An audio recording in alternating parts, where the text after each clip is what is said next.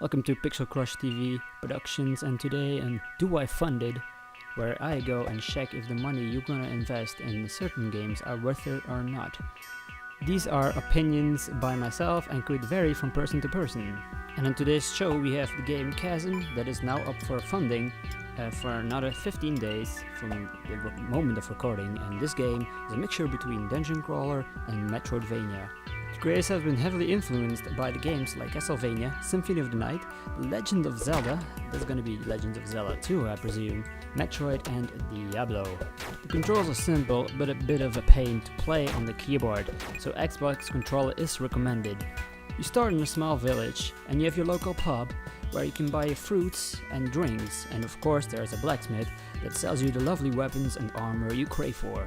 Crawling down the dungeon, which are random each time you boot up the game, so you won't play the same dungeon twice. But I did have a few times that the same layout would reappear. Of course this is an alpha demo and does not represent the full version.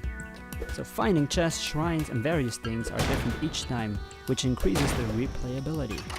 You can equip 2 different attack slots with items, for instance a sword and a spellbook, that are each binded to a separate key. Other things you can equip are a head, body and 2 accessories which you can buy or find throughout the game. A few negative points which might not be in the full version is respawning of enemies. Each time you leave a room and go back, the enemies would respawn, and sometimes that's very irritating if they're especially like an annoying part you just went through with a lot of trouble. But it could also result in easy grinding for XP and money that eventually could break the game. The game is challenging, at least at the beginning of the game, but because of the respawning of enemies you could just grind certain rooms or even hives that respawn infinite rats.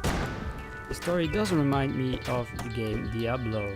You are a player that takes up the role of a soldier passing through a remote mining town on their journey home from a long war. The town miners have recently disappeared after breaching a long forgotten temple far below the town and reawakened the ancient slumbering evil. Now trapped in the town by supernatural forces, you're left with no option but to explore the mines below, battle enemies and bosses, and increase your ability in hopes of finally escaping and returning home. This game is holding a lot of potential and could turn out to be a great game and very addicting if they handle the loot grind right. Not only does the game look great, the animations make sure the world is full of life. So my final note, if you should invest in this game, is a definite yes if you love the dungeon Metroidvania genre. You can also download the Game Developers Conference demo yourself. I'll put a link below in the description box so you can decide for yourself if it's worth your hard-earned cash or not. Be sure to check out the game for sure, and I will see you on the next episode of Do I Fund It, where I give my personal opinion about if you should fund it or not.